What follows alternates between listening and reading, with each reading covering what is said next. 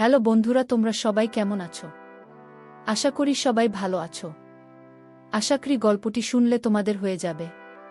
তাহলে চলুন মূল গল্পটি শুরু করি। আমার নাম কণা। আমার স্বামী নিজের বাবার সাথে সবসময় বন্ধুর মতো আচরণ করত। তার উপরে আমার শ্বশুরকে দেখতে খুবই কম বয়স্ক বলে মনে হতো।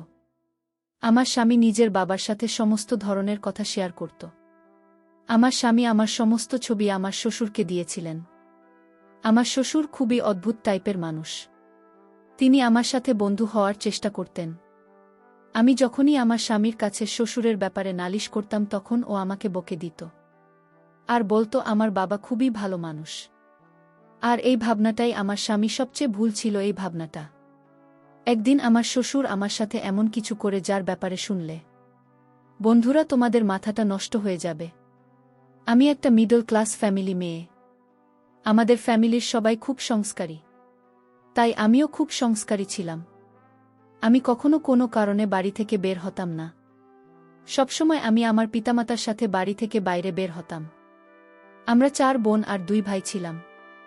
সমস্ত ভাই বোনের মধ্যে আমি বড় ছিলাম, তাই বিয়ের নম্বরও আমার প্রথমে এলো।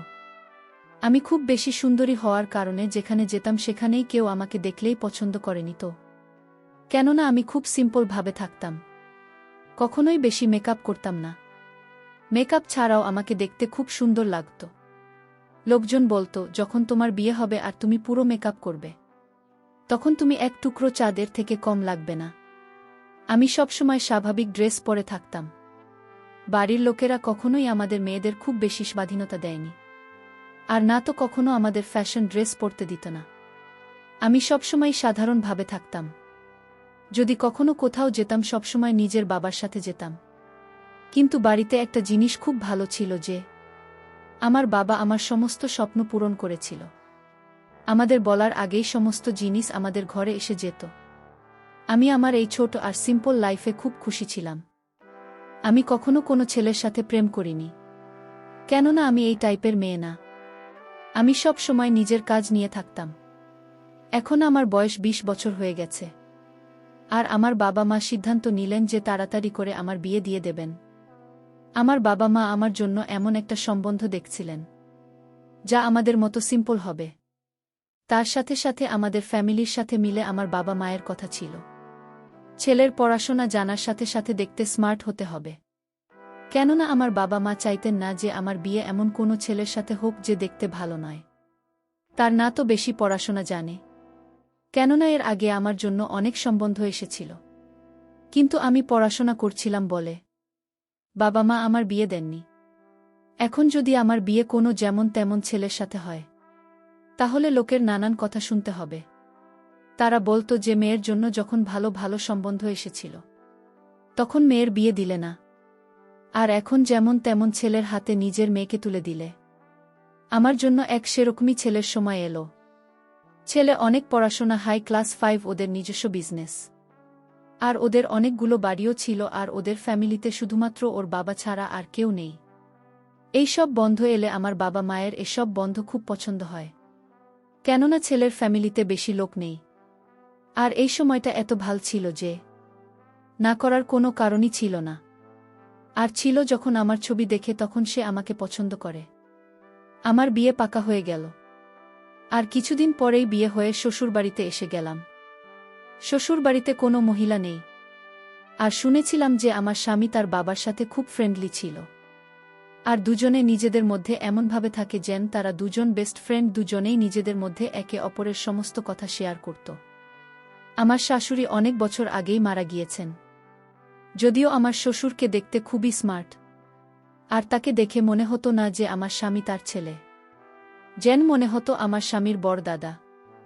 আমার স্বামীর নাম আসলাম।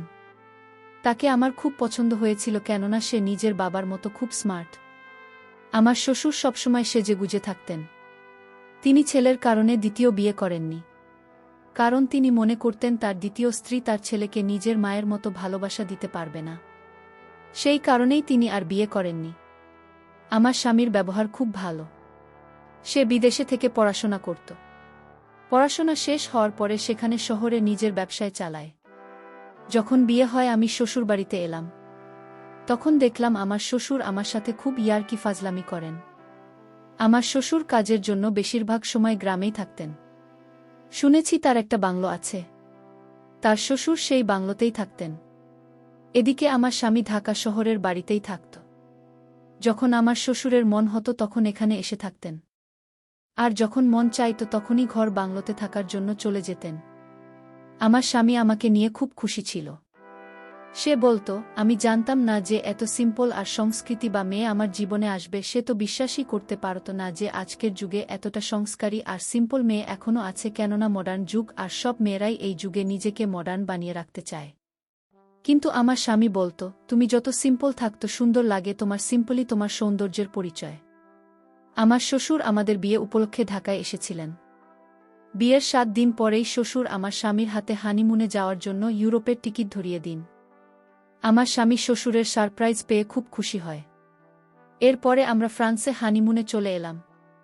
এখানে যখন আমরা এলাম, আমি আমার শ্বশুরের ফেসবুক পেজ চেক করে দেখলাম তার অনেক ফলোয়ার, যার মধ্যে বেশিরভাগ মেয়ে। তার এত ভালো ভালো ছবি আপলোড ছিল যে তাকে দেখে কেউ বলতে পারবে না যে উনি একজন বয়স্ক মানুষ। এত ইন্টারেস্ট থেকে আমি অবাক হয়েছিলাম। এত বয়স হওয়ার পরেও তার হাবভাব 25 বছরের যুবক ছেলেদের মতো। কিন্তু আমি ভাবছি, তিনি যদি এরকমই হন তাহলে বিয়ে করেননি কেন? আমার স্বামী এটাও বলতো যে বাবা মার দেখাশোনা খারাপ করতে চাইতেন না বলে তিনি বিয়ে করেননি। আর সত্যি আমার শ্বশুর নিজের ছেলের খুব খেয়াল রাখতেন। এই কারণেই আমার স্বামী নিজের বাবাকে খুব বেশি ভালোবাসতেন। আমার শ্বশুর নিজের ছেলেকে দুনিয়াতে সমস্ত খুশি দিয়েছিলেন। আমার স্বামী তাকে যা বলতো তিনি সে রকমই করতেন। কিন্তু হানিমুনে থাকার সময় আমি একটা জিনিস লক্ষ্য করেছি যে আমার স্বামী আমার যত ছবি তুলেছেন তার সমস্তই তার বাবাকে শেয়ার করত। আর আমার এই ব্যাপারটা খুব অদ্ভুত লাগত। ইউরোপে আমি মডার্ন টাইপের ড্রেস পরতাম যাতে কোথাও না কোথাও গিয়ে আমার শরীরও নজরে আসত। এই জায়গায় এরকম ছিল, এখানে সমস্ত জামাকাপড় তো আর যে যার মতো থাকত। কিন্তু আমার স্বামী এই ব্যাপারটা ভালো লাগেনি যে আমরা যত ছবি তুলেছি তার সমস্তই নিজের বাবাকে দিয়েছিল। আর আমার স্বামী বারবার ভিডিও কল করে আমার শ্বশুরকে আমাকে দেখাতো, আর আমার শ্বশুরও বারবার আমার স্বামীকে বলেছিল, দেখাও তো বৌমাকে, দেখতে কেমন লাগছে। বৌমা কি করছে? সে যতই ভালো হোক না কেন, সে ছিল তো আমার শাশুড়ি, আর শ্বশুর তো বাবার মতো হয়। আমি চাইতাম না যে আমার শ্বশুর আমাকে এই অবস্থায় দেখুক। এই ব্যাপারটা নিয়ে আমার স্বামীর সাথে ঝগড়া করে আমার মন খারাপ হয়ে গিয়েছিল। কিন্তু আমার স্বামী আমাকে মানিয়ে নিত। আমার স্বামী আমাকে বলতো, যদি বাবা আমার কাছে ছবি আর ভিডিও চায় তাহলে আমি কিভাবে তাকে না করব। শ্বশুরবাড়ির পরিবেশ একদম ফ্রি ছিল। আমার স্বামী বলতো যে এখন তোমার বিয়ে হয়ে গেছে, এই সতী সাবিত্রী পান্না ছাড়াও আর এই লজ্জা পাওয়ার ধন বন্ধ করো। যখন তুমি নিজের বাবার বাড়িতে ছিলে তখন সবসময় বাড়ির মধ্যে আটকে থাকতে, কিন্তু এটা তোমার শ্বশুর বাড়ি, এখানে নিজের জীবনকে উপভোগ করো। আমাদের হানিমুন কমপ্লিট হয়ে গেছে আর আমরা বাড়িতে চলে এসেছি। যখন আমরা বাড়িতে এলাম তখন আমার শ্বশুর আমাদেরকে দেখে আমার স্বামীকে ধরে কাঁদতেছিল। এরপরে তিনি আমার দিকে ও গলা মেলার জন্য এগিয়ে আসছিলেন। আমি তাকে থামিয়ে দিল, আমার পিছনে সরে এলাম। আমার এই ব্যবহার আমার স্বামীর ভাল লাগেনি, কিন্তু শ্বশুর এই ব্যাপারটা হেসে কাটিয়ে দিলেন আর তিনি পিছনে পিছিয়ে গেলেন। কিন্তু আমি লক্ষ্য করলাম আমার স্বামী আমার দিকে ঘুরছিল। আমি শ্বশুরের সাথে কোনো কথা না বলে নিজের ঘরে চলে গেলাম। কিছু সময় পরে আমার স্বামী ঘরের মধ্যে এসে আমাকে বলতে লাগল, আমার কাছে তোমার এই ব্যাপারটা একদমই ভাল লাগেনি। তুমি আমার বাবার সাথে ভালো ব্যবহার করেনি। সে তোমার সাথে গলা মেলানোর জন্য আসছিল, তা তুমি পিছনে সরে গেলে। আমি আসলামকে বললাম, তিনি আমার শ্বশুর, তিনি কিভাবে আমার গলা পারেন? আমার স্বামী বলল, বড়লোকদের মধ্যে এরকম আচরণ খুবই সাধারণ ব্যাপার। তুমি কিভাবে জানবে? তুমি তো সারা জীবন ঘরের মধ্যে বন্ধ থেকে জীবন কাটিয়ে দিয়েছে।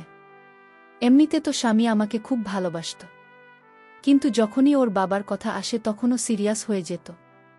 এভাবেই দিন কাটতে লাগল। তার দিন দিন আমার প্রতি আমার শ্বশুরের ব্যবহার অদ্ভুত লাগতে লাগল। এই অবধি ঠিক ছিল যে আমার স্বামীর সমস্ত কথা নিজের বাবার সাথে শেয়ার করত। কিন্তু অবাক তো আমি তখন হয়েছিলাম যখন জানতে পারলাম আমার স্বামী আমাদের স্বামী স্ত্রীর মধ্যে যা হয় সব কিছু নিজের বাবার সাথে শেয়ার করে।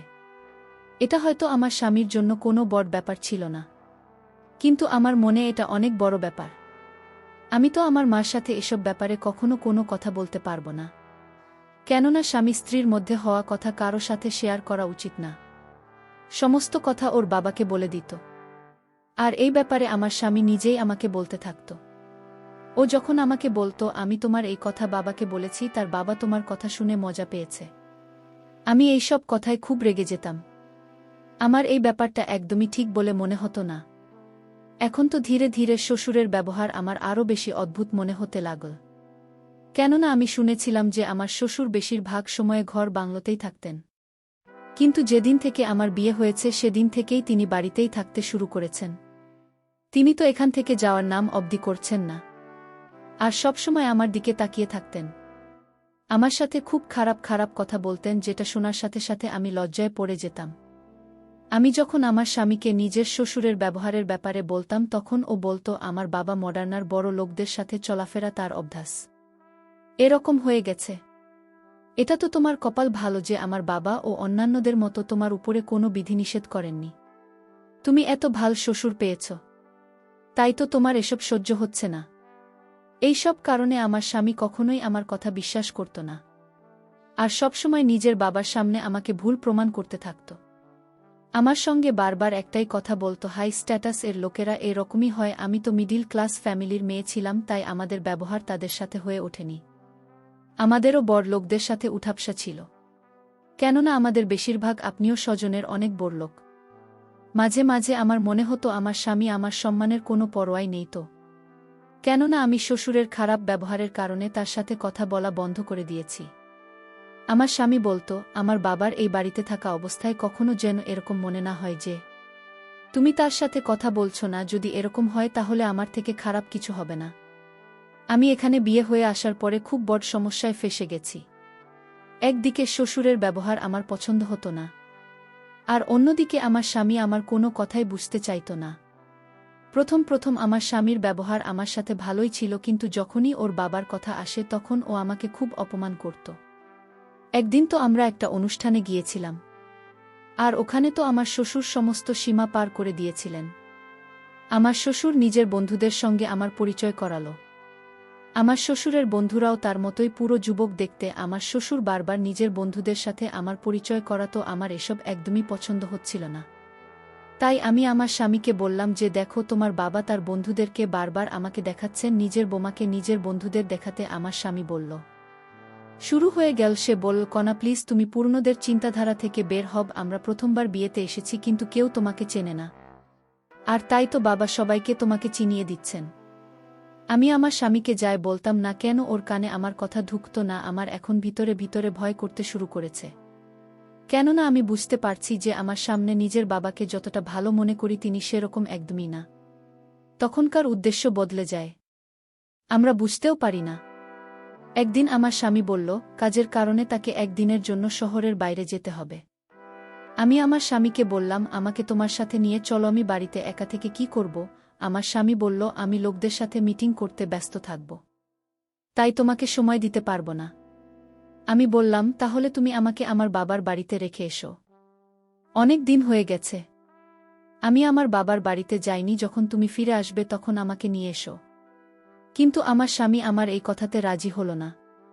তার বল, এখন তোমার বাবার বাড়ি শ্বশুর বাড়ি, এটাই শুধু একদিনের তো ব্যাপার, আর বাড়িতে বাবা থাকবে তোমার খেয়াল রাখার জন্য। আমি মনে মনে ভাবলাম, আমার সবচেয়ে বেশি ভয় তো তোমার বাবাকে নিয়ে।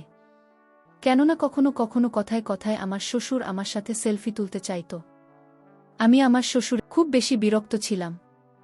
মনে মনে চাইতাম সে যেন তার ঘর বাংলাতে চলে যায়। কিন্তু যখন থেকে আমার বিয়ে হয়েছে তখন থেকেই তিনি ঘর বানাতে যাওয়া ছেড়ে দিয়েছেন। আমার স্বামী মনে করত যে আমার শ্বশুর আমার খেয়াল রাখবে, কিন্তু আমি শ্বশুরকে নিয়ে বেশি ভয় পেতাম। আমার মনে হতো যে আমি তার বৌমা নয়, তার কোনো গার্লফ্রেন্ড যাকে সে বিয়ে করতে চায়।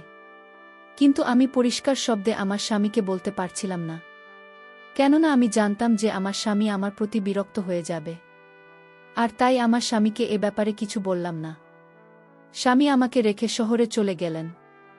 এইদিকে আমি আর আমার শ্বশুরবাড়িতে। আমার মনে মনে অনেক ভয় হতে শুরু করল। আমি রাতের খাওয়া দাওয়া শেষ করে নিজের রুমে ঘুমাতে গেলাম। আমি রুমের দরজা ভিতর থেকে নল করে ঘুমিয়েছিলাম। রাত যখন একটা বাজে তখন আমার রুমের দরজায় নক পড়ল। আমি বুঝতে পারছিলাম এটা শ্বশুর আব্বাই ছাড়া আর কেউ না। আমি রুমের ভিতর শুয়েছিলাম। আমি যখন শ্বশুরের ডাকে সাড়া দিইনি, তখন শ্বশুর আব্বা জোরে জোরে দরজায় নক করতে থাকে। আমার ভয় সারা শরীর কাঁপতেছিল। আমি দরজায় আওয়াজ পেয়ে আমি বলেছিলাম, কে? শ্বশুর আব্বা বলল, বোমা, আমি তোমার শ্বশুর আব্বা। দরজাটা একটু খোল। দরকার ছিল। আমি আর রুমের দরজা না খুলে পারলাম না। আমি রুমের দরজা খুলে দিলাম। শ্বশুর আব্বা তখন আমার রুমে ঢুকল। আমি বললাম, শ্বশুর আব্বা, এত রাতে আমার রুমে কেন আসলেন? শ্বশুর আব্বা বললেন, কেন, তোমার রুমে আসতে কি আমার মানে আছে? শ্বশুর আব্বা বলল, বোমা, আজ বাড়িতে কেউ নেই। আমি এতদিন যে মনের ভিতর আশা লালন পালন করে যাচ্ছি, আজ তা পূরণ হবে। আমি বললাম, কিসের আশা? আপনি এসব কি বলছেন? আপনি ভুলে গেছেন আমি আপনার বোমা। আপনি নিজের স্থানে থাকুন, আমার স্থানে আসার চেষ্টা করবেন না। তাহলে আপনার ছেলে বাড়িতে আসলে কিন্তু আপনার সমস্যা হবে। শ্বশুর আব্বা একটা হাসি দিয়ে বললেন, তুমি আমার ছেলেকে সত্যি কথাটা বললেও সে বিশ্বাস করবে না। এই কথা বলতে আমি শ্বশুর আব্বাকে একটা জোরে ধাক্কা মেরেছি। শ্বশুর আব্বা দেওয়ালে গিয়ে চাপ খেল। সুরের মাথায় আঘাত লাগে। আর এই সুযোগে আমি বাড়ি থেকে পালিয়ে চলে আসলাম। যে বাড়িতে বোমার কোনো মান সম্মান থাকে না, আর সেই বাড়িতে আমিও থাকব না। তারপর আমি শ্বশুরের সমস্ত কিছু উল্লেখ করে স্বামীর কাছে পাঠিয়েছিলাম। আর আমি তাকে ডিভোর্স লেটারটাও পাঠিয়ে দিলাম। আমি বুঝতে পেরেছিলাম আমার সংসার এই ঘরেই হবে না। কারণ যে শ্বশুর আর স্বামীর মধ্যে কোনো পার্থক্য নাই, বোমাকে স্বামীও পেতে চায়, আবার শুরু পেতে চায়, এটা কোনোভাবে সম্ভব ছিল না আমার পক্ষে। কারণ আমার মা বাবা এই ধরনের শিক্ষা আমায় দেয়নি। তো বন্ধুরা, আজকে এই পর্যন্ত। সবাই ভালো থাকবেন, সুস্থ থাকবেন। ধন্যবাদ।